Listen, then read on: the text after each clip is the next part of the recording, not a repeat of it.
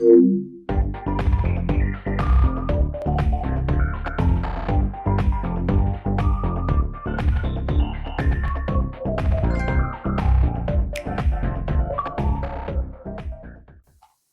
up, players? My name is Mike Doherty from Play Everything, and I didn't do the lower thirds. That is not Shawn Flowers. That is Adrian. Nope, not even close. That is Adrian, our producer. We have no one else to run the show, so we really had to dig to the bottom of the barrel on this one. Barely produced the show, but here he is hosting the show. Adrian. There we go. Woo! First time on camera. How are you feeling? I'm feeling pretty good. Excited. First show that I'm hosting, or co-hosting, I should say. So yeah, I'm pretty excited. Interesting. Tambo, what's going on? What is up? Got Tambo behind the board, the master producer. What are you drinking? I'm drinking that G Fuel, sponsored. Use code double D at checkout for your 20% off on G Fuel. GFuel.com. Get your head in the game, gamers. That's pretty good, huh? That was pretty good. What's up with the energy in here? It's a weird energy. It is a very different vibe compared to when Keyshawn's here. Yeah, I don't know. It's less fun. You know what I mean? Yeah, Nobody pick on. Actually, other than you. I would say it's a little more fun, to be honest. Yeah, he's a real wet blanket, huh? Yeah. What's up with that guy? He picked a hell of a week to miss. Right. This week was insane with announcements. Tons of different announcements. Tambo, you getting that PS5? No? No. You still gonna be an Xbox? Yep. Have fun playing fucking nothing. You know what I mean? You know what I fucking mean? We'll talk about that later in the show, though. That's gonna be our last story for the day. But and you playing anything? Recently, no. Cool. I have not played anything at all. Yeah. Wonderful. We're a gaming podcast where nobody plays anything. What about you? I have been playing Minecraft still. Okay. I honestly just went on vacation, so I took a big break. That is why we're late on this show again, because you can watch us over at mixer.com/playeverything Everyone take live. vacations. If you're watching on YouTube right now and you're like, oh, I wish this was live. It is live. Go to mixer.com/playeverything every Tuesday at 7:30. Today it was 8. Just because I was on vacation and I didn't have the nerve or the time to actually do the news. He has really poor time management skills. To do the news, but so other than this weekend, I haven't been playing Minecraft. So I kind of chilled this weekend, but up until Thursday, I was hardcore into Minecraft. You guys heard about my rant last week on Invite Only about how much I'm in love with that goddamn game. And Last of Us, man, it's coming up. Yeah. This Friday already. Last of Us 2. Strap in your feet bags, ladies and gentlemen. I haven't read any of these reviews. I'm not one of those people that like to spoil shit for them. The best part is when people argue with a review, good or bad. You know what I mean? It's like you haven't played it yet. Yeah. Like you haven't played the game yet. I've never understood looking at the reviews and basing your opinion on the game solely on the reviews. Like, I feel like every person should pick up the game for themselves and kind of give that way they can form their own opinion about it. I mean, if you don't like the game, then you don't like the game, but don't base your decision off. I mean, granted, if there's a ton of different if it's 2 out of 10 stars, something like that across every reviewer, then yeah, but I definitely think everyone should give that game a try. No, I mean, not journalism, because I barely call the games industry journalism. The game reviewing space is not great. Right. I feel like, especially with Last of Us, which was really weird. I feel like it was a lot of people trying to score points. Right. With their communities. Yep. And just trying to, but again, I haven't played the game, so I don't know. I just like the people who get mad, like one way or the other, like this game's trash, blah blah blah, fucking. And you got the people defending and it's like the game. You haven't played it, and then you got people defending again, like I cannot believe you didn't give this thing a 10 out of 10. It's like, everybody, let's calm down. You can never make everyone happy. I mean, you can't. Are you getting it Friday? I am not. No, you're not. No. What's up with everybody? Nick DiPaolo, fucking Shawn Flowers, you? I didn't get. I'm not knocking the game at all. I'm not saying it's a bad game. I never picked up the first one. I just couldn't get into it. I know. I'm sorry, ladies and gentlemen. I don't know what's going on here at Play Everything. Apparently, we don't play everything, but I do. I'll have full impressions on that on next week. I'm very excited. Looks like a really good game, though. I'll give it that much. It looks like a really good game. Gorgeous. I love Naughty Dog. Naughty Dog's so gorgeous. And then Ghost of Tsushima's not too far behind. Yeah, that actually looks pretty good. No, I'm not gonna play that. That's a Flowers game. Fucking shit. You'll pick it up and never finish it. Yeah, good times. But you ready to get into some news? I am. Let's get right into this news. You don't watch this show, do you? Didn't hit me with the news. News. Tombo, hit me with it. Let's do it. Tambo, hit me with it. No. I hate you guys. I don't like the energy in here. You guys are really negative. You know that? Bro, I'm just doing me. I'm just a producer. Fine, I'm doing myself. Typical. News. Fucking lame. Star Wars Squadrons announced. So this was leaked a couple days ago before it was actually announced. Basically, this is EA's fighter pilot game, like fly simulation, Star Wars space battle game. I've never been a big fan of this actual Star Wars flight games or vehicle games. Right. Probably my least appealing one. Really? Yeah. You never had any dreams about flying like a TIE fighter or something like that? No, I know I did, but like the games suck. I hate like flight simulator shit or like just fly. I don't like vehicles in video games. Okay. I'm a big unpopular opinion. I hate vehicles. That's a very hot take. In video games. But we got the trailer here for you. So let's go ahead and jump into that just so everybody can watch that. All right. Yeah. Filling time.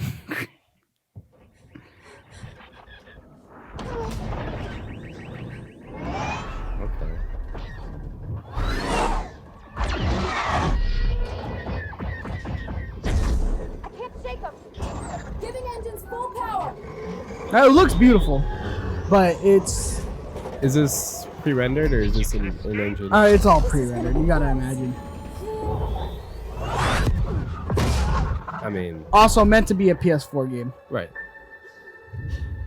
And it's PSVR. Right? It's capable as well, right? Yeah, we'll talk about that. Just give people a taste of the actual trailer itself.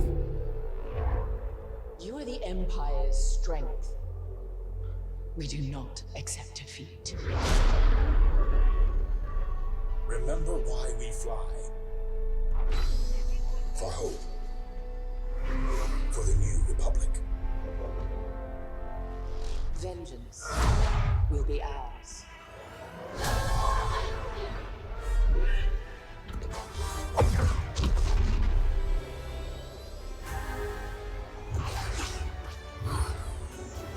Seize that moment.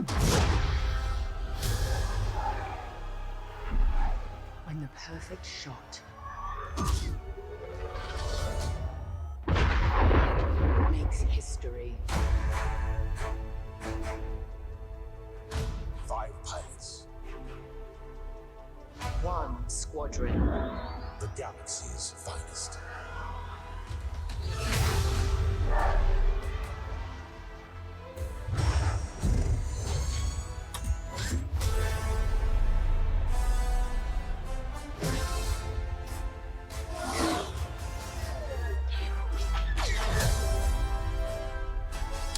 So, did you watch this trailer before? I did not know. So, look. That was pretty impressive. Looks pretty. It looks pretty good, yeah. It reminds me of that fucking Battle for Geonosis game that they had on the PS2. I forgot what it was called. It was like all the like Clone Wars vehicles. It's like, I hate vehicles in video games so much. Why, though? They just clunky. They don't work well. Like the fucking horse shit, too. I don't like horse shit. I didn't like the bike on Days Gone. I don't like vehicles in any kind of real like game. They just don't feel good. I feel like they're clunky. I feel like they most of the time they're not even really optimized for the actual environment that they're driving in. Okay. I have a really hard time with vehicles, and Star Wars Battlefront 2, a game that I really, really loved and enjoyed, right? Despite its many, many flaws. The least interesting part of that game was space battle. Yeah. Like, and it was already space battle across all the generations of Star Wars, and then now you're giving us a game where it is one generation of Star Wars. Well, I mean, I think what this allows them to do is it allows them to focus, because obviously this is it's a fighter, it's a flight game, right? It's what it's focused on. I think if they can execute the mechanics really well and make it seem natural, I think they have the potential for a really good game. I mean, that's part of the reason, say, for example, Spider-Man PS4, right? Everyone loved that game because of the mechanics. Mechanics can make or break a game. I mean, just look at what Red Dead Redemption 2 was dealing with the controller input lag controversy that they were dealing with early when the game came out. But, I mean, just based on the trailer alone, I mean, obviously it's pre-rendered, right? I mean, they're not going to show any in-game footage until later on.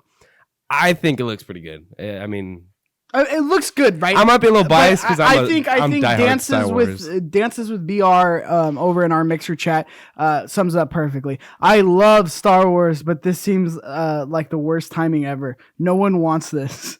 100%. I couldn't agree more with that sentiment. Like, yeah, again, I mean, it's hard to disagree with that. Yeah, the story. I'm excited to see what the story might be. It looks a little shallow. Looks a little just like Star Wars Battlefront 2. Like EA just can't seem to like, other than of course Respawn. Right. Can't seem to just really nail it. Like Star Wars Battlefront 2 story, I was stoked for, and it was one of the most shallow stories. Like it was not good, and with this, it's like it's cool because it takes actually after the Battle of Endor. Oh wow! Yeah, it takes right after Episode 6. That's pretty cool. The time period's cool because it's it's about the dying of the Empire, right when like the Empire falls. the final seeds of the Empire and getting rid of them. So it's a cool, it's a really cool like era that they're in. Right. So basically, the modes that they have are like back in the old Battlefront 2 days, right? Mm-hmm. Where you're flying your ships around and you have to take down the mothership, right? So the Republic has to take down the Star Destroyers and then vice versa, right? So that's one of the modes, and then they have like what Battlefront has, right? Where it is what is it? Team deathmatch. It's basically a team deathmatch. Whoever can rack up the most kills out of like all the starfighters. So like I said, it's cool that they're bringing back the actual mothership. You have to bring down the mothership and like disable the engines and like all. That's actually, I kind of enjoyed the Battlefront 2, like the original Battlefront 2 like space mode. But I wasn't like, that wasn't my mode. That wasn't like my favorite mode because I hate vehicles games. So it's funny. I mean, when it's done perfectly or even good, I would say I really enjoy vehicles in games. I didn't like, for example, like Blackout, Call of Duty Blackout. I didn't like the vehicles in that game because they felt really clunky. Warzone 2, I'm not a big fan of it, and even Fortnite, like a lot of these battle royale games. I feel like that's all games though. I feel like all games feel like they Warzone. They put half-ass mechanics into their vehicles. It just doesn't make sense. So $40, PS4, Xbox One, PC. It will be crossplay and will have PSVR support. Wow. So the VR is the only thing that's intriguing about it. I think now, is this going to be PS4 or is this going to eventually go over to the PS5? I mean, that's not talked about yet. I assume that depends on how well it does. Just like we're never going to see Battlefront 2 on the PS5. I assume if this bombs, it is going to be cosmetic rich, but no microtransactions. Really? Yeah. That's pretty big for EA. That's one of their big... Honestly, they got caught with their pants down, and they learned a big lesson. Bad. That's the reason Battlefront 2 failed so miserably at the beginning, was because of the microtransactions. They've turned it around now. I mean, the game's completely different from when it first came out, but EA really... Yeah, they had to learn from that one. They were burnt. Like, it was getting to the point to where I was like, if EA keeps shitting out bad games, like, they're going to go under. I remember saying it on this show. I think the last bad one was probably Anthem, right? Like, yeah, I think fucking Anthem. Stupid Compa Andreas bought it. What an idiot. I mean, the trailer looked good, right? The E3 trailer looked actually really good. You could tell what BioWare was focused on. They weren't really focused on their other games as much. I just feel like EA is a disaster. So I'm not hopeful about this at all. Respawn's the only real diamond in the rough within EA itself. But it's exciting. Like I said, the VR is really exciting. The $40 price point, they're not charging a full $60, which I think it's justified for sure. Yeah. All we need to know about this game. It's not going to be don't expect a lot. It's not going to be a deep game at all, I don't think. It's not a AAA. You want to keep cutting me up? I will. 100%. I think this story is gonna be shit. To be honest, I don't have a lot of hope for it. It's like I said, for the people who like the flight simulator and the Star Wars world, this is gonna be a cool thing. But so what developer is this? Oh, I had it up here. I forgot. Hold on, let me get it. Is this vamp for me? God damn it! You're useless. Thank you. Can you look it up for me, Tambo? Because I can't do this and look it up at the same time. Thanks for vamping. The film time. First time hosting. You know what I mean? Star Wars Squadron's developer. I mean, What developer? But let's move on. Why he looks that up. So AT&T reportedly looking to sell Warner Brothers Interactive Entertainment. So this is a big one because again, what? Motive Studios. Never heard of them before. Yeah, no, I think they helped with the original Star Wars or Battlefront 2s. Oh, so they have experience with Star Wars games then? Yeah. Okay. I mean, but it was Battlefront 2s. Yeah. Well, no, I think DICE did the online. I don't know. We'll see. Yeah. Again, it's still EA under the EA umbrella. I'm not stoked about it. So AT&T is looking to sell Warner Brothers Interactive Studios. Right. For those of you who know, that's typically Rockstar Games. They're all under that kind of umbrella. Mm-hmm. Most of the Lego games are under that umbrella. Now, obviously, the IP like Batman and Harry Potter. No, Mortal Kombat would be sold, but Harry Potter and Batman wouldn't be sold with it. Oh, really? Technically, right, because that's a Warner Brothers property. Mm-hmm. They're trying to sell all their game developers, not their properties, right? So their properties for the game developers would be sold off with it. So they're just trying to offload their gaming business. Then. Yeah, their gaming business essentially, and again, reportedly. So it's looking to sell it, and its worth could be around $4 billion. Wow. So it looks like potential buyers are Take-Two Interactive, Electronic Arts, and Activision Blizzard. Again, nothing has been confirmed there. So again, that's TT Games that's in their stable of, they do all the Lego games. Oh, okay. In their stable of studios, Rocksteady Games, NetherRealm Studios, Monolith Productions, Avalanche Software, and WB Games, Boston, Montreal, New York, San Diego, San Francisco. So quite a as few. well as Portkey Games. Quite a few developers. Yeah, so it's actually a pretty solid stable of developers, especially NetherRealm. That means whoever buys it gets Mortal Kombat. Do you think we'll see Microsoft swoop in, make them a second party? I would love to see Sony swoop in. You think Sony? Really? You have to be Microsoft right now, thinking like after buying all these developers, being like, we should probably make a move on this because I think Microsoft can for sure move in, do something, especially with all the developers that they had already previously bought. I feel like Sony's more of the wild card here. I feel like Sony would do something like this. I think Microsoft could too as well, but I also could see again this is all speculation at this point, but I could see an Activision acquisition. But the issue with it is you don't get Batman and you don't get Harry Potter, so automatically two of the biggest IP that this could actually produce. Does it give you the rights to make those games though? That's an interesting question. Yeah. That could be in it as well. If that could be part of the $4 billion deal where it's like you basically get the licensing to be able to make those games. And if that's the case, I definitely want to see Sony take over. I think they can. I mean, Sony with their superhero games, obviously with their Spider-Man franchise that they're building out. I think if they were to take a Batman game, I think they could really do some justice. Imagine it. I mean, think about it. Anybody can get a Batman game. Yeah. So, like, we can see an Insomniac Batman game as well as Rocksteady. Or even better yet, we can see, like, a Sucker Punch Harry Potter game. Like, I mean, the ideas are endless. I mean, I'm all for it. And I think Sony is more risk-averse now because they saw how well Spider-Man worked out for them. For sure. So that is one point where they must be going like, ooh, that would be really cool to do like a exclusive Harry Potter game for PS4.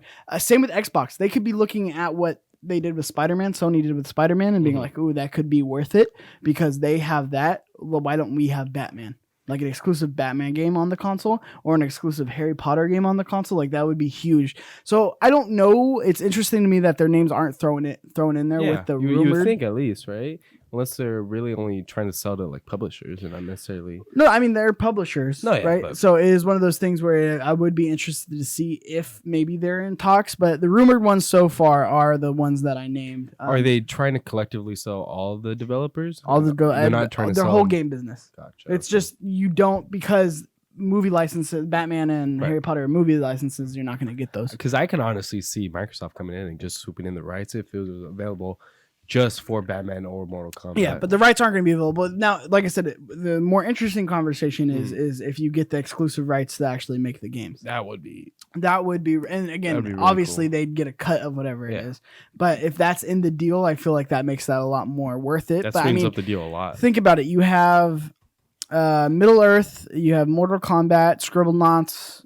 I mean, those are really the big one. And those are strong franchises. And then the Lego games. Yeah. Those are really strong franchises. They're money makers, especially with Mortal Kombat. Yeah. Mortal Kombat is huge. again, in the fighting community. I don't know. Shawn Flowers is a fighter. It's a pretty fun game. I like Mortal Kombat X a lot. I didn't play too much of 11, but Mortal Kombat X, right around when PS4 and Xbox One came out, that was a really fun game to play. Yeah, so that is the news there. Speaking, we actually talked about this a couple months ago when actually Compa was here. Compa? Yeah, who? Compa? Compa Andres? Compa. Yeah, think about it. Big guy, beard. Name does ring. He goes, hi. Oh, the one that stands outside the events? Yeah. I heard he went to Comic-Con and stood outside an event the whole time. Oh, yeah, I remember now. Okay. Yeah. Story for another day. But gaming business growing due to COVID-19. So GameStop actually has some data on this. During a combination of sales figures and studies have affirmed that the interest and engagement in gaming skyrocketed during COVID-19 lockdowns. And GameStop CEO George Sherman has reason to believe that some of this increase was driven by brand new people into gaming. In the company's Q1 earnings calls with investors, Sherman noted that trends in its sales and loyalty programs indicated that returning and existing customers were not alone in driving in the COVID-19 game sales boost. He says we saw obviously a lot of hardware purchasing late in the console cycle, and we know that our core consumer has long since bought second devices and is looking to get into the next generation of consoles in November. So we certainly saw a new gamers come into the mix, essentially. Right. This is interesting to me because this isn't just people are at home and like people like me are buying more games or buying more stuff. It's new people buying. This is my sister buying a Nintendo Switch. This is my sister-in-law getting a Nintendo Switch for her kids. Whatever it is, this business is growing. So it is interesting to me. It makes sense too with everyone staying at home. I mean, what else? They're running out of things to do. Well, I'm interested too because this is right before the next generation. So I would be interested if my brother who never plays video games picked up a PS4 and played God of War and Spider-Man and was like, man, this is really awesome. With how cheap consoles are too right now, I mean, it's a no-brainer to try at least pick it up. I know you can get the PS4 for what, $299 right now? Or $199? Yeah, $299. Yeah. So I mean, like I said, in the Nintendo Switch you can't find anywhere, which it's still completely sold out. In the article, it states like that is like the most popular right now. But even Xboxes, PlayStations, you can't find anywhere right now. But I would be interested to see is this gonna end up in the long run really skyrocketing the next console sales? I think it can really help. I mean, you figure. Does it give specific sales numbers or no? It does. It doesn't have specific sales because again, this is just GameStop from what they've seen anecdotally. But again, across everywhere, it's kind of like that right now. But this isn't numbers out from Nintendo or PlayStation or Xbox. Because I mean, you think about it, the hardest thing to do is attract new customers, right? As a company, attracting new customers is one of the hardest things to do. So the fact that they had all the right circumstances, people being stuck at home, not having much to do. I mean, with some of the video game releases, obviously Animal Crossing was a big one for Switch. That's actually the reason I bought my Switch, which I've only used once since I bought it. Didn't come with Animal Crossing. It did not come with Animal Crossing. Found out the hard way. I found out the really hard way when I opened it up and was disappointed. No game in there. But I mean, with the coronavirus and everything, it definitely helped. I mean, people being bored at home, video games. No, and like I said, the main reason I wanted to talk about this was because I'm interested to see if there is that impact on next gen. Mm-hmm. If there are people playing God of War and then the next God of War comes out and they're like, oh, I really loved on the PS4. Now I really got to get this PS5. Or even Spider-Man, you get the PS5. I mean, not for PlayStation because they're not doing the same strategy as Xbox, right? But what I'm saying is, I mean, you figure people. I mean, the next generation of consoles aren't going to be cheap. That's pretty widely agreed, right? People are spending this money now. I mean, what's to say that, I already bought the PS4 a few months ago.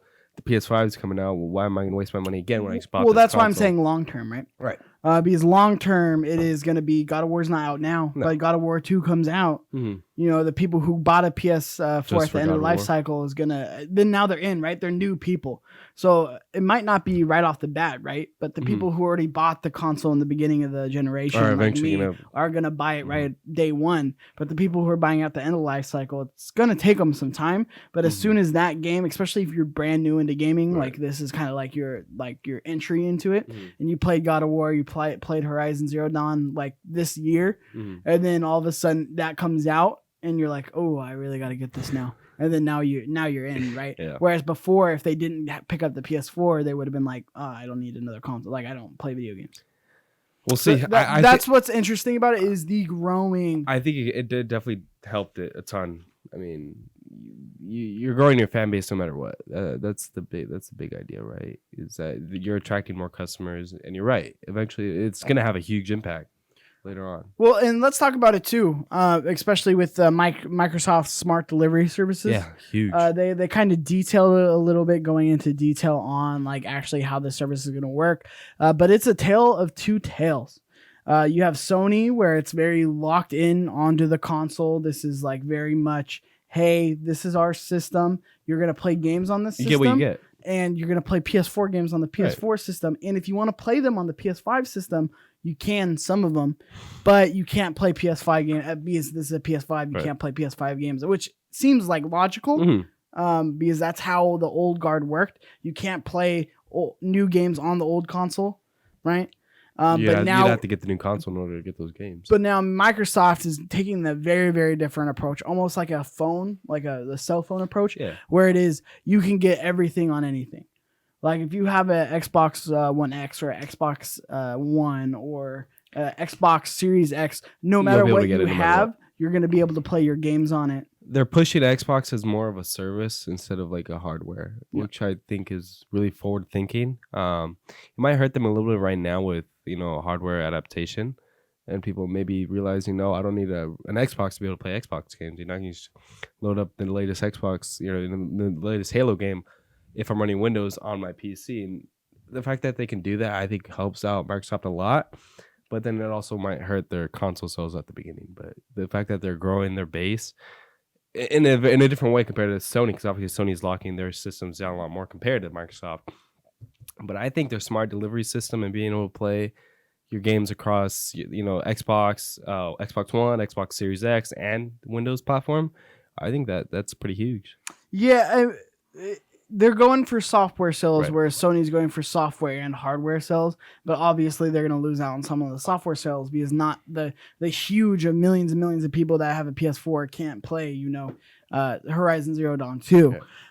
But basically, Microsoft outlined it in a blog post. The hardware maker confirmed that the titles using smart delivery will not only allow users to buy the game once and play it across Xbox One, Xbox Series X systems, and PC, but the progress will also be saved across all the systems, including game libraries, progressions, and achievements. The system will also allow any games that are released the optimized versions for the Xbox Series X to automatically offer that version for owners of that title on that hardware for no additional cost. Microsoft's smart delivery system is planned for all first-party titles at the moment and is being optimized for Xbox Series X across all their first-party games, as well as third-party titles that opt in to actually get in on the system. So what's already confirmed: Halo Infinite, Cyberpunk 2077, Assassin's Creed Valhalla, Destiny 2, Dirt 5, Scarlet Nexus, Yakuza, Vampire Masquerade, Call of the Sea, Gears 5, and Metal Hellslinger, which I'm surprised Cuphead's not on there. But Cuphead 2 coming soon. It is interesting to me. I hate that I keep saying that, but it is really interesting to me. Like the nitty gritty. It's very customer focused. The nitty gritty of the games industry is the most fascinating thing to me, because it is just like we saw last gen with Xbox taking the very lockdown approach, the very DRM. You can't share your games. You can't do this. It's always on. It's always attached to you. And then seeing Sony kind of take the lax position, and then vice versa. A couple generations ago. ago. This is always the most interesting to me is how you navigate the beginning of your console platform, right? What you're going to be relaxed on, what you're not, what you're going to be doing to actually push the industry forward, what games are you going to have, what are you doing with the hardware. Like it's all fascinating. It all plays into the bigger picture of both of these companies want to come out on top. Right. Like Microsoft that's all they're worried about at the end of the day. Microsoft wants to come out after the first month of sales and be like, we are kicking ass right now. Like we are the number one game console seller right now. Like we are on top. So all this plays into it, and I'm going to be very interested to see if this pays off for Microsoft. I don't see why not. I mean, it simplifies everything. It makes your games tied to your account, not necessarily your console.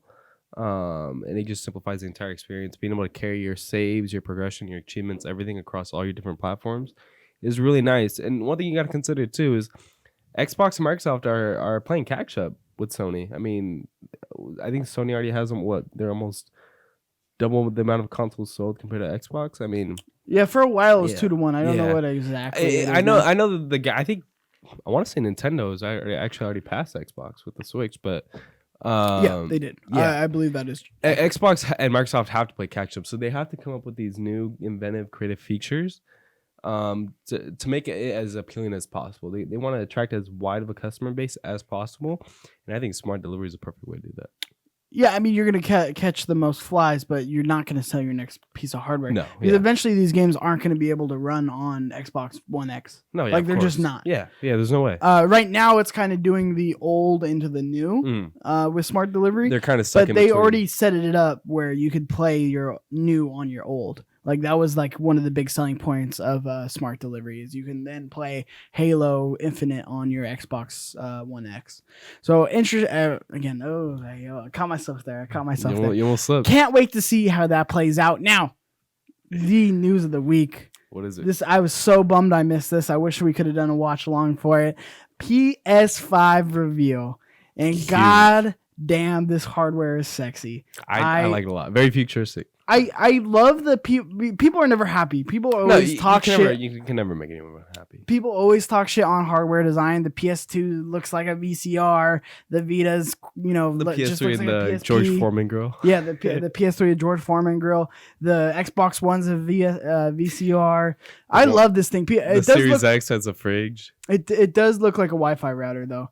But it looks like a fan, like a tall desk fan or something. Yeah, you saw that meme on Twitter. But no, I love the curves of it. I do love Very how sleek. It looks.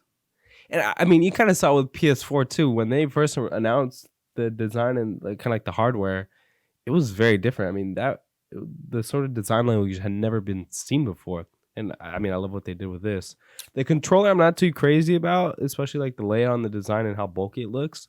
I like the color and the color scheme, but I mean the consoles. It's a really nice console. I love the controller. Yeah. I don't know why people hate on the controller. I come from Xbox, and I've always loved the controllers. That's an Xbox controller. It's not though. It looks like a really cheap knockoff. Like they tried and failed. It looks too bulky. It looks uncomfortable. That is the same exact watch. When we get these in our hands, that is the same exact size. The same exact size of an Xbox controller. I guarantee you, it's not that bulky. It looks pretty bulky. Now it also comes with the digital version as well. That was a big surprise. That was not anyone had reported that. That came completely out of left field. And you were probably gonna look at like $50 to $100 cheaper. Yeah, I mean, we got the headsets, we got the cameras, we got the charging station and the media remote. So that's all been announced. As you see on the screen right now, that's the lineup of hardware that they're launching with. It's really nice. HD I mean, the camera's crap. Yeah. I'm surprised. I mean, one thing I was actually really expecting, to be honest, and I'm surprised we didn't see, was a new PSVR hardware. I was really kind of hoping for a new. That's an own event. That's a separate event. But with that thing, like I like it a lot better than the Xbox design. Now I do like the Xbox design. I like it looking kind of like a PC tower. You could tell they really focus on cooling and the actual nitty gritty of hardware design, where I think PlayStation kind of went for that more kind of like flashy, futuristic type of vibe. Which it looks like a render. It looks like something I made in CAD in middle school. Exactly. It looks like something you see photoshopped on some random Instagram page or something. I mean, you can really see. I think PlayStation focused on the form over function, where obviously the Series X looks like it focuses more on function over form. Yeah, we'll see because the PS4 is supposed to be more optimized, right? Just like Apple stuff runs, like again, it's not more powerful, but it runs better than Android stuff or Windows, whatever it is. It's easier, it's more optimized, and that's what PS4 is going for here. So there's a digital edition. You have all the accessories that you see there. So that's kind of the hardware side. We already found out about the hardware. Sony is saying that they, as far as the price, that they're going over. They are actually going to be taking into account worth, like the actual value over price, right? So they want to give you a good value over the actual, like a really cheap price. That doesn't really tell me much, though. I saw somebody tweet out the other day, this is 2020's version of get a second job that they said with the PS3. This thing is not going to be... I don't think it'll be over 500 or 600. You're insane. It's going to be over 500. You think? Yeah. It's going to be 500-600. Mark my words, I'm saying $399. You're dumb. $399 or $449 actually. No, you know what? I'll amend that. $449. You know how much of a loss that would be to them? We don't know the cost though. What's this costing Sony? You can get the cost. You can get the cost right now. Take all the parts that they've announced that it has. This is all custom hardware inside. You're gonna get an approximation, but you're never gonna get an actual number. Exactly, but $400 is stupid. There's no way it's over 500. Yeah, I think they could easily do a $700 console. There's no way. I don't think. Why not? How much do you pay for a phone? That's different. How often do you upgrade that? How much was a PS4? How much was a PS3? Oh, the PS3 was a bit of an anomaly, but PS2, PS1, Xbox, none of them really went over $500 aside from the PS3, obviously. Of course, it was cheaper hardware. We'll like see. this is taking it to the next level, and I think that kind of design. I think them going with this design kind of speaks is to them speaking to this is like Apple, right? This is going to be more expensive. I love it. I always wanted to see the futuristic design. It's a really nice design. It grew on me. I didn't like it at all at the beginning, but it's actually really grown on me. What I would love to have seen actually is the colors flipped. So have the white kind of plastics on both sides be black and have the middle be white. I think it would have looked a little bit better. But what you're gonna see is it's gonna be the disc one's gonna be 600. The discless is gonna be 500. No. Yeah. Tambo? What you think? Tambo, tell me what you think. I just said it in chat. 600 for the regular and 700 for the other one. No and way. Then like 1,000 something for the whole little bundle shit with the little controller and all that. I can't see them going over it. I don't think there's gonna be a bundle. No, but that would actually be pretty cool though. But if it came out with 700, I wouldn't be surprised. It's definitely a harder pill to swallow. But that's pretty hefty. I could see 6 and 500. So if you're saying PS5 is 6 and 500 each, respectively, what do you think a Series X is going to come out? We'll see. That's the fun of the game. That's like. Why do you think PlayStation hasn't announced it? PlayStation hasn't announced it because they're waiting for Xbox. Xbox hasn't announced it because I'll tell you what. Xbox learned its fucking lesson on E3, the year of the new consoles, last gen or this gen, when they announced the price, right? Because PlayStation always goes at night on E3. Xbox always goes in the morning on E3. Mm-hmm. So when Xbox came out and announced the price, and PlayStation took out the PlayStation camera. It was supposed to launch with PlayStation cameras in every box. It was supposed to have a PlayStation camera. I didn't know that. Why do you think the light bar's there? It was supposed to be more interactive. There's supposed to be more interactive stuff there. So they undercut. Because every console was supposed to have the light bar. But they saw the price and they went, let's undercut them by like, I forgot what it was. $100. Like $50, $100. It was 100. Yeah. So $399 versus $499. So they cut the camera out. They saved the money. And then they came in $100 cheaper than the Xbox. And I think Xbox is like, these motherfuckers, we're waiting this time. Like, we're waiting until we absolutely have to. They learned their lesson for sure. I mean, where Microsoft fucked up, first of all, is including Kinect on every single Xbox console. And do you remember when the console first came out, you could not unplug the Kinect? If you unplugged it, the console would start freaking out. You had to have that thing on 24/7. It wasn't very popular just because people didn't like the Kinect. They thought of it as useless. It was more of a gimmick than anything. Mm-hmm. the fact that Microsoft kind of forced you to buy it and pay $100 premium over the PlayStation. I mean, exactly. They set themselves up. They should have at least had 2 different models, 2 different SKUs. This thing's pretty big too. You don't get the look of it until like you kind of. There's people that kind of put it to scale with other consoles. It is the biggest console. It's bigger than the Series X. Yeah, they're taller. Which is crazy.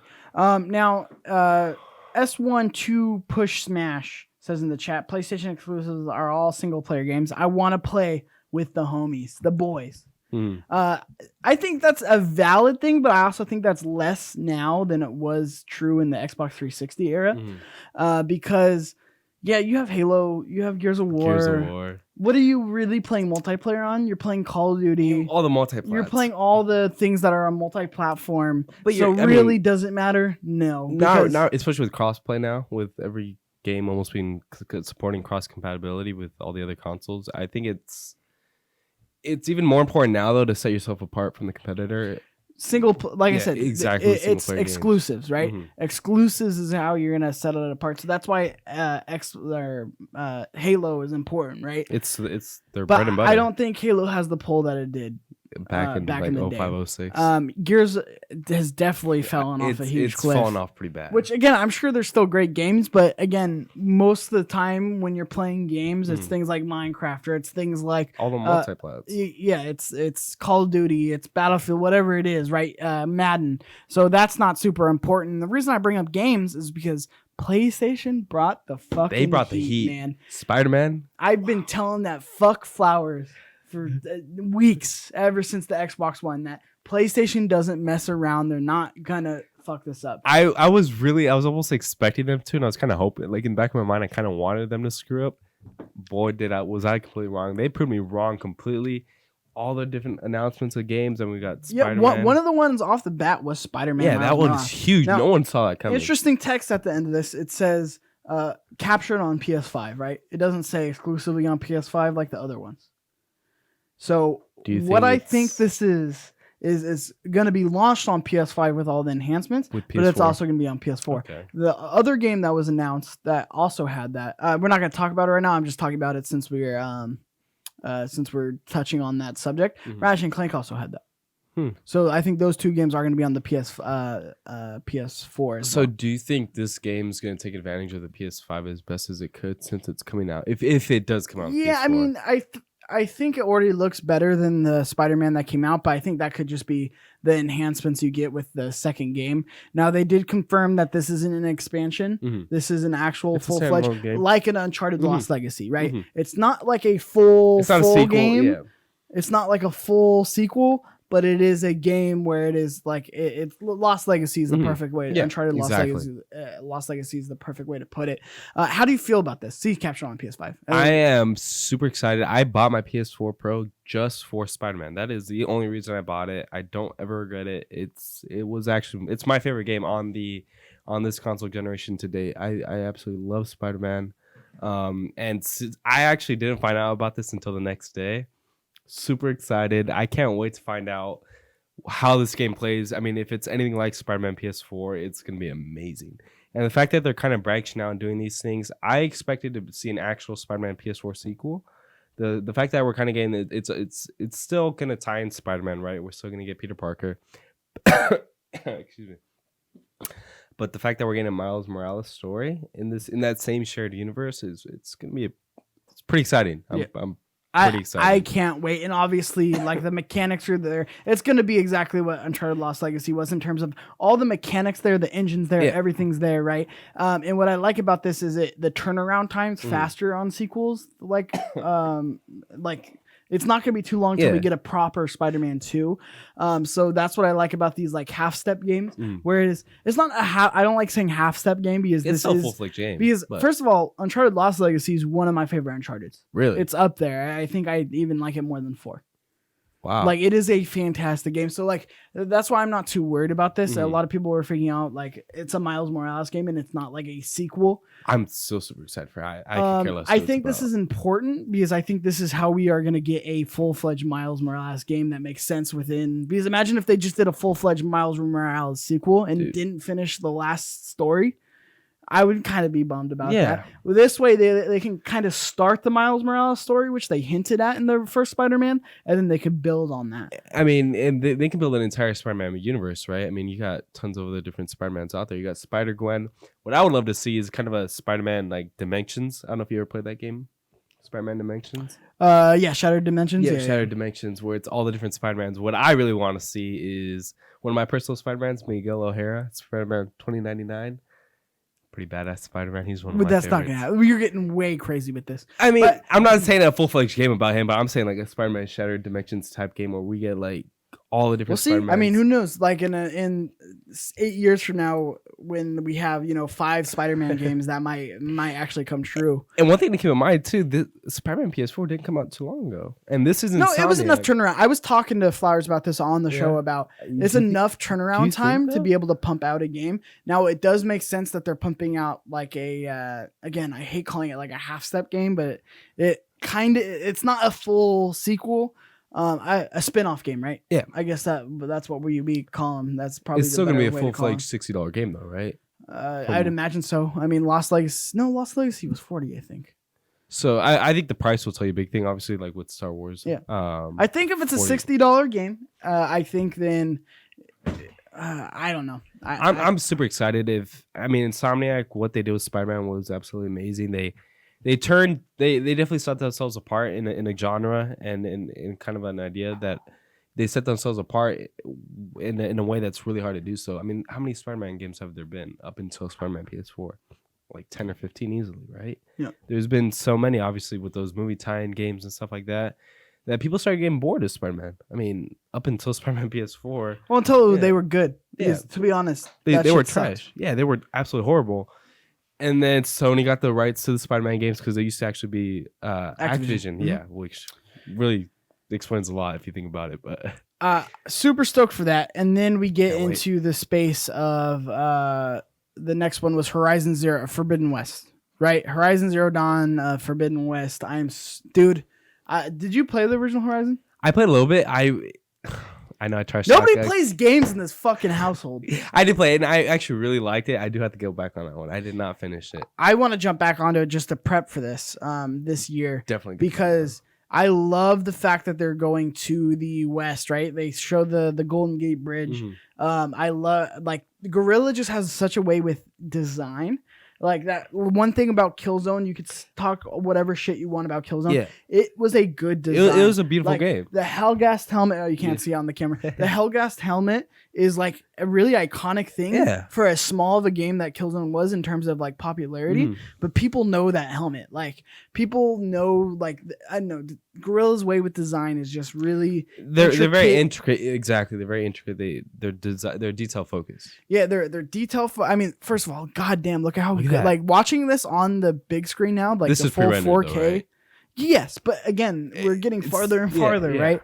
Yeah. I can't wait to see what the actual gameplay is, but they're just unique. Like Horizon's one of those games where it's like, with talking with Nick DiPaolo, right? Games kind of get shit out over and over and over again. Yeah.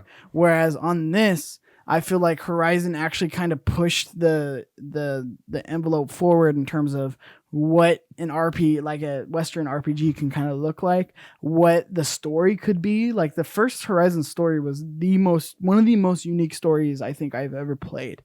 In terms of how they try to tie it into everything and how it's apocalyptic, but it doesn't feel apocalyptic. It's supposed to, it's post-apocalyptic, right? It's after everything, the shit hits the fan. It doesn't feel like it at all. Rebuild as a society, and then again, enemy design, world design, and now that it's a different environment, I'm glad that it's not in the same place. We're going to a completely different environment, so I'm excited to see what they're going to do with the Rocky Mountains and what they're going to do with San Francisco. How's it going to look? Are you going to be walking through San Francisco and seeing like all these cool artifacts of like just rubble of like the ancient civilian the society before you?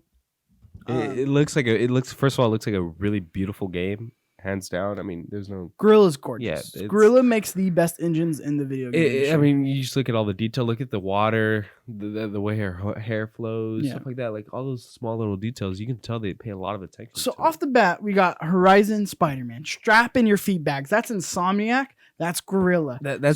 That's off a 1-2 the punch bat, right there. we got like fucking solid announcements, and then the next one that they hit us with was the Ratchet and Clank one, and I know you're happy about that freaked one. the fuck out when they showed the Ratchet and Clank. Are you a Ratchet and Clank fan at all? No, not Wonderful. What do you fucking like? I mean, so I played a little bit of Ratchet and Clank when I was little, but never really.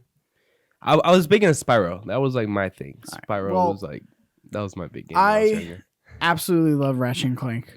And it's one of those games to me where it's like it wasn't my go-to. Like Sly Cooper was my go-to, Crash Bandicoot was my go-to.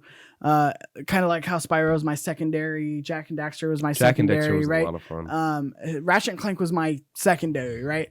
I didn't really get into Ratchet and Clank until the PS3, and then I went back and I played all the ones on my PS2. I always liked them. I always liked the idea of them because I'm a huge dork and I like platforming character platformer games, and I love them as a mascot for PlayStation. And actually, that is false. I did play. I forgot which one. I did play one on the PS2 though, and I played the fuck out of it. But I wasn't big into it. Like I was a huge Sly Cooper fanboy. This game, it looks beautiful. Yeah, it's a Pixar movie. Right. Insomniac. Not only are they doing Spider-Man, but they're doing Ratchet and Clank. So is this like a B team? I would imagine so. So there's a couple. Naughty Dog moved away from it a while ago, doing the two teams because it really had a strain. Right. on their studio. I can't imagine they have a 3 teams. Well, you'd have to think they're probably working on a Spider-Man sequel right now, right? I mean, no, you don't think so? No, there's no way. No. Spider-Man PS4 sequel? Yeah, no, not yet. They have to get the Miles Morales one out. Now look right there in this shot. They're actually going through Haven City. So this is a Jak and Daxter actual Easter egg in the trailer. I like the idea of being able to jump from universe to universe. Yeah. And again, with the power of the PlayStation, you're able to seamlessly go through all these different worlds. There's a female Clank, right? Or not Clank, Ratchet. I'm excited to see what the story is because the last one that we got was kind of the reimagining of the first one. This one's going to be our first true new Ratchet and Clank game in, I'd say, longer than 8 years, right? Well, you figure like it's got to be 13 plus years. Yeah, because 2013 was the PS4. Holy shit. The PS3, we didn't have a Ratchet and Clank game until halfway through that cycle. It was so like you're so looking much on 08 or 09, yeah, right? you're looking at 08, 09 for the last God. Ratchet and Clank game. Wow. I assume, other than the PS4 one that was a reimagining PS5 of it. as well. So yeah, it's been a while since we got like an actual new Ratchet and Clank story. So I am stoked about this. I'm actually really excited to see it. It's probably not going to be a game that I pick up right away. But it definitely looks like a lot of fun to play. And if you actually see, it says caption on PS5 as well. So that was my other one where this is. Years. What was not. I know that one came out 4 years ago. But there's like original one or like a new story. Yeah. That one's not a new story. So the last PS3 Ratchet and Clank game is what you would search, which I'm curious about. But again, we're in 2020. Yeah. PS4 came out in 2013 for a new Ratchet and Clank story. The actual story, it had to be like 2008, 2009, maybe 2010. That long. Wow. When was the last time we got a Jak Daxter game? Jak and Daxter game. It's been a while. Daxter on the PSP. Really? That was the newest. And then Jak X Racing. Dude, Jak X Combat Racing was my shit. I'm not big on vehicles, but there was a combination game with Sly, Ratchet and Clank, and I love this game. I love the idea of the game. The game itself was shit. No. The game itself was shit. Which one? But there was a Ratchet and Clank, Sly Cooper, and Jak and Daxter spin-off. And with all of them? PlayStation Move Heroes. What was that? You said for the PS3? PS3, yeah. The Into the Nexus 2013? 2013. Oh, you're right. There was one for PS Vita and the PS3. I forgot about Into the Nexus. Yeah, so still, that's 7 years. It'll be 8. Yeah. Exciting. But yeah, PlayStation Move Heroes. Check that out. Definitely check it out. Spin off. So stoked about that. Something for me. Again, they appeal to everybody. Yeah. We got a little something for everybody. Got a little bit of everything in here. Trying to blow through this list right now. It's just a lot. We got a lot of news. We got the... again, a lot of kids game. We got Bug Snacks. That's not on there, Tambo. I didn't prep that, but Bug Snacks looks ridiculous. Is by the creator of Octodad. Seems popular. I'm not too into it. Then we got the Astrobot Heroes. Astrobot, what is it called? Astro's Playroom. So they're trying to make this a thing. Again, for a launch game, it's whatever, gonna be right? fine. Yeah. I like the kid stuff. Like I like the platforming. I like the appealing idea. to all the audiences. Again, this is London Studios. They even brought London Studios out for a launch game. Like that's crazy. They are really tapping into everybody they can. I like platformers. I like cute characters. I like 3D cartoon worlds. Because this all started out as a little demo for the PS4, right? When the console and then they made a VR game of it that was extremely popular. So I'm excited to jump into it. This is going to be one of the games I get on launch. Honestly, I'm going to get a lot of these games. All of them? Pretty much. Wow. Because I love Ratchet and Clank. I love Horizon. Like you really can't go wrong with. Again, in a lot of these, we don't know exactly what's launch. Yeah. It could be it could be launch window. Right. But I really do believe that like Horizon's going to be there day one. I believe Spider-Man's going to be there day one, and I think Ratchet and Clank's going to be there. I think for me, I'm definitely picking up Spider-Man. Probably Horizon, and I would say maybe Star Wars. I want to see a little bit more. Star Wars? Yeah. What are you talking about, Star Wars? The flight game. That's not a PS5 game. It's not? No, PS4. Oh. Yeah. I didn't know that. Yeah, that comes out this November. Interesting. Yeah. I thought it was a PS5 game as well. Gran Turismo 7 announced. Again, Polyphony. They really... Every developer that isn't they really coming out with everything. game in this year or last year, they really brought them out. Because think about it. We still have Naughty Dog to go in the next couple years after they release this. Sucker Punch, Santa Monica Studios.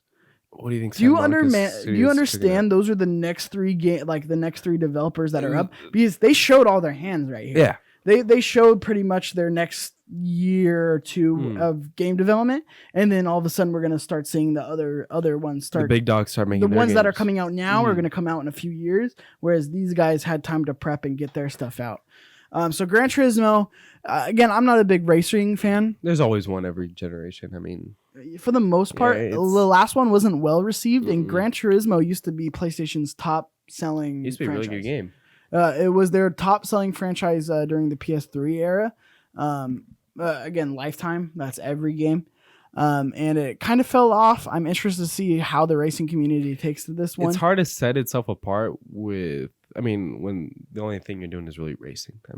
There's 20 other games out there that are trying to. But they go for the simulator, right? Yeah. Whereas they don't go for the arcadey feel. Yeah. And again, the graphics. I think it's only good if you have like the whole little. You gotta have the setup and everything. Racing wheel. Would you get one, Tambo? Yeah. If you had money, would you get a racing wheel and play Gran Turismo? Yeah. Or can you just get it for me? Maybe we'll see what's in the play everything budget. You like racing games, huh, Tambo? Yeah. Do you like the more simulator or the more arcadey? Arcadey. Arcadey? I like more arcadey, but I really want to give this simulator thing a try. A go? Yeah. Just because it's like the actual driving, like you gotta hit the gears and you gotta do all that, Yeah, see, I've never been a big fan of those simulators. Me neither. I'm not. I know Flowers likes racing games too. I like the arcadey feel, kind of like Forza Horizon, where you kind of free roaming, doing all that kind of stuff. I could actually probably get it on my PC. No, not Gran Turismo. Well, not this one, but like a simulator. Yeah, but there's Forza, but that's not nearly as realistic as Gran Turismo. Wait, so question: this is for PS5? Correct. That's an. So you think they'll have a PS5 simulator thing, or would it become like a wheel? Yeah, they'll have a wheel. Or they haven't announced anything about that yet. No, but I'm sure they'll have a wheel. You can't have a Grand. You might be able to use one of the old wheels. That's what I'm trying to say. That's also an option. Yeah, possibly.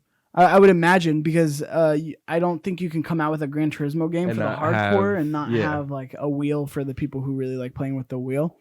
Tambo, I'm interested. Have you seen all these announcements yet? Have you kind of stayed up to date with the PS5? No, but I'm actually really debating on getting one once it comes out. Mm-hmm. Oh, so you are kind of because before you were set on Xbox, right? Yeah, I was the same way. I was think the same now exact it's way. gonna be both. Okay, but if I would have to choose, no, yeah, but obviously, are you gonna get both at launch, or you're probably gonna wait and get one, right? No, both at launch. Okay, so if you had to choose one, which one would you choose at this point? From this time, what we've seen, obviously, from Xbox launch. Yeah, based on what we have right now. Xbox hasn't showed their full hand of cards yet. Xbox. Really? What? No. If I would have to choose Right now? Right now. I'm taking the Xbox. Why? Yeah. I'm Xbox. Okay. Well, Didn't you just hear I'm debating on getting the yeah, PS5? fan. I was fanboys are just still like him alive. before this announcement. I was just like him. I was like, I'm getting an Xbox. No ifs, ands, or buts. I don't need a PlayStation. I don't like the design. I don't like anything. After the game announcements, completely switched over. I'm for sure getting a PS5 at launch. That's all weird to these me that you would games. even think Xbox though. I think we're gonna have to get two. It's just you're getting a simulated more games. powerful console, so you're gonna And I'm gonna have get the to better raise, looking games. Flowers and smoke them. I mean, Flowers actually says he's in the chat right now over on mixer.com/play everything if you want to watch live. And he says Gran Turismo is the weakest racing game out. That's just, I mean, to be honest, you're just bad at games and you like the arcadey stuff. doesn't even He's finish just bad games. at driving. Yeah. That's why he's weak at it. Yeah. I mean, it makes Yeah. sense, right? Like you're not good. You're like when you're not good at that. It just sucks. It just sucks.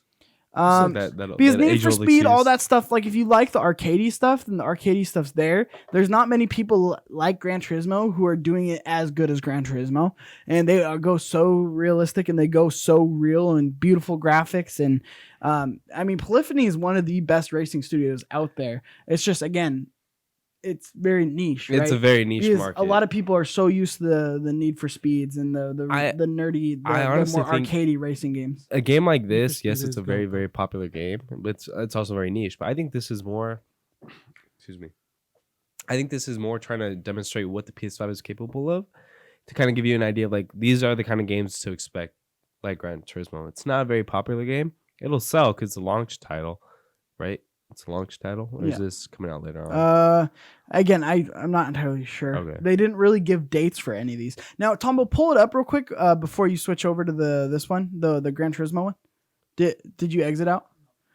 Just show the audience real quick or the screen. You don't need to play it. See how it says PlayStation exclusive? That's what I was talking about. Every game that's exclusive has that, besides Ratchet and Clank and Spider-Man. Those ones So say maybe. captured on PS5. So do you think that means that like something like this is going to come out later on? Where No, it's I not think going to need to have. I'm saying that PS3 or PS4 is going to be getting Spider-Man and Ratchet and Clank as well. But if it can get Spider-Man or Action Clank, why can't it get Gran Turismo 7? Well, first of all, your PS4 could not run that. You don't think a PS4 Pro could? No. No. No, it already sounds like a jet. Did you see that game? Like, It again, I is hate a racing very games, but beautiful game. you can't run that. It already sounds like a jet engine. And then again, going into this, there's something there for everybody. Right. They really went for me. There's literally went for there my is a game gut. for everyone, and especially for you. They went for me on this. So, Sackboy, great adventure. What have I been saying the whole time? I'm done with Little Big Planet. I love Sackboy. Give me a platforming game With just Sackboy. He was that game. I mean, he made that game what it was. Yeah, I mean, he's really iconic. He's one of the great PlayStation mascots. Little Big Planet was pretty fun. Was it number 3? 3 was a disaster. It was not that good. Little Big number 2 is pretty good. 2, I yeah, like- I 2 like and 2 a 1 were lot. good. Yeah. But here 3 they was- are going, and they are dropping the play, create, share. And they are just going for the neck here in terms of platforming. They're giving you a full-fledged 3D platformer. I love it. In the Little Big Planet world. Dude, I'm getting Ratchet and Clank and this in the same year. Like, are you kidding me? There's too many games coming out. And like, on top of that, there might be a new Crash Bandicoot eventually. Like, I'm in heaven. And I can't wait for PlayStation All-Stars Battle Royale 2. Because this is what this Trash. is setting it up. Horrible game. So I'm Horrible. stoked to play this. It looks really fun. I mean, I'm glad that they're focusing more on Sackboy instead of the Play, create, share. Yeah. Yeah. I want these really thought out levels. I want it platforming focused. Like, obviously Little Big Planet was a Right. platformer, but it was more about the creating tools. And again, Making I'm your not own little- creative like that. Yeah. Same thing with Dreams. My big issue with Dreams, just give me a game I could play. This is a game I could play and I don't have to worry about creating anything, and I get to play a Sackboy, which I love. Like, he's one of my favorite mascots out there. A little plushy. Yeah. So I'm super stoked about Sackboy's Big Adventure or whatever the fuck they're calling this game. Are you gonna buy it? Yes. Really? Like I said, this is going to be one of the day ones. Most of these games are going to be day ones. This is a game All right, I'll if you probably have to choose which one you're gonna play first. Which one? Spider-Man. Out of all the games we just showed, Yep. Horizon. Wow. Yeah. Now, Wrong answer. Ratchet and Clank's number 2. Ratchet and Clank's number 2. I think that's Horrible. number 2, though. Horrible taste. Sackboy's probably my I'm probably least out of all the games we just showed, other than Astrobot. Mm-hmm. Yeah. This one's probably my least excitement, but I'm still stoked for it. I still love Sackboy. I think I'm excited to see what Sumo Digital is doing to their new version of Little Big Planet. It is weird they don't have the Little Big Planet title. Yeah. Because that's what sells is name recognition. So this is basically a new IP. Sackboy has to be pretty popular too, though. I mean, he was the face of Little Big Planet. Yeah, I feel like that momentum died though. Yeah, for sure. So I am going to be interested to see how this takes. Who knows? I mean, think about it. Now they're going for the kids, right? They're trying to get into the Nintendo market. They're getting all the different audiences. You're getting the niche product with Gran Turismo. You're getting the kids with Sackboy. You're getting those more those deep games like Horizon and Spider-Man. You're getting Demon Souls remaster. You're getting game, and right? anyone, no matter what genre they like, is gonna have a game on PS5. Yeah, Destruction All Stars was one of them, which is just like a not as cool Twisted Metal, with less guns and less violence and just running into each other and blowing each other up. Demon Souls remaster. Demon Souls. Do you know about Demon Souls? I do not know. So before Bloodborne, before Dark Soul or Dark Souls, there was a developer that the Remedy or whatever the fuck their fucking name is. God damn it. What's her name? It's escaping me right now at the moment. I know you're not going to vamp for me, so I'm not going to spend too much time looking for it. And before Sekiro, right? On the PS3, there was an exclusive game called Demon Souls, and it was the hardest. And it is the hardest game ever made. It's one of the hardest games ever made, and it goes for that Demon Souls or Dark Souls?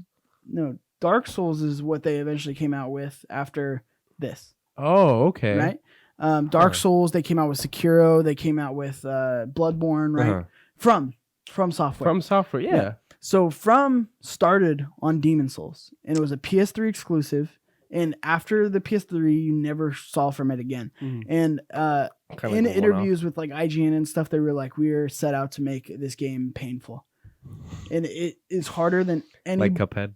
It's harder than any of the Bloodborne games, the Demon Soul games. It's harder than all of it. See, I don't like the idea of making a game hard for the sake of making it hard.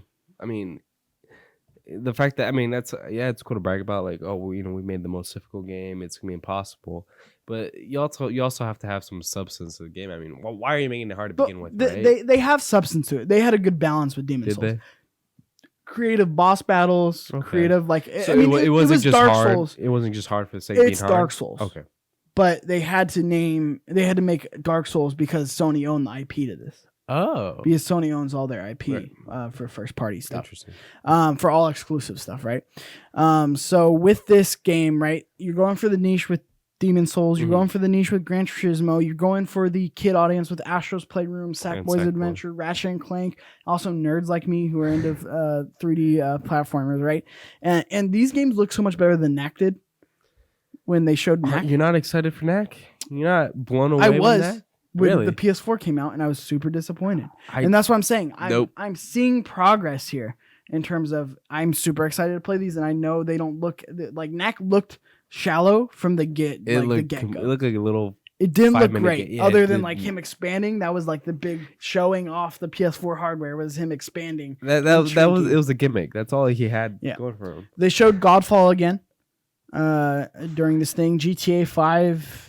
Online, that was huge. Sure, I mean it's still a really big game. I mean, there's a reason Rockstar is bringing. I'm surprised we didn't get a new GTA at the end of the cycle. Because that happens every time. Almost always. We've always PS3, had PS4, PS5, yeah, PS2. Even San Andreas. So I'm a huge GTA guy. So Oddworld, we saw Oddworld, Soulstorm coming back. Again, a lot of everything, right? They really showed off everything. Hitman 3, again, not an exclusive, but it's there. It's there if you want it. Solar Ash was a really interesting game. And then what was that game where it was high school? Do you know what I'm talking about? Huh? Bully? No. That they showed it during this. Oh. It was like a high school simulator game with monsters. Well, I can't think of it, but that was pretty much all that was shown off at the PS5 event. Awesome. Like that has to be the strongest launch lineup. Again, we don't know exactly what's launched and what's not. Right. I assume everything that they showed is going to be launched. I would say before or around holiday for all these games. Yeah. It's either launch or that holiday. Right. And I have to say, this is probably going to be the strongest launch lineup that Sony's had. That anybody's had. Really? I'd stack this against, anything. Like, maybe the Vita had a better launch. But even then, I don't think it was like this. The Vita was a complete flop, though. Yeah, but again, that's for other reasons we're not going to get into here. That's a whole other but that launch lineup discussion. for the Vita was solid. I mean, really solid. I mean, you launched with an Uncharted game. Yeah. They even got a Call of Duty game in there, didn't they? Yeah, on terrible. The Vita? Yeah, it wasn't launched, but it was terrible. Horrible. As most games were on the Vita for third. Now, what do you think Microsoft really has to come out guns blazing? That's the tough thing, man. Yeah, that's going to be coming out pretty soon. And they're going to be doing doesn't their... have too many known IPs. I mean, you got Halo and Gears of War, and Gears of War. We could see a Conquer game. I'd be excited for that. Yeah. I mean, they have Rare. They do. Let's use Rare. Let's use something. I could see a Viva and Pinata game, Banjo-Kazooie. Like, there are things that they could do to get people excited. I mean, and you figure they have so many developers right now working on undisclosed games. I mean, with all those, how many developers did they bought? Like, what? Almost 10 developers back throughout the years. About 8 developers. 8. I did the math because I'm doing something for this channel on it. Oh, wow. 8 developers to catch up to Sony with the grand number of 16. And, wow. It's pretty good. They have to be cooking up something, right? I mean, there has to be amazing games in their lineup. You can't win a console generation if you don't have strong IPs. That's the reason. I think PS4 had stronger hardware. They didn't have Kinect. They didn't have all those DRM issues. But at the end of the day, the PS4 won because of its IPs. Honestly, hardware doesn't mean shit.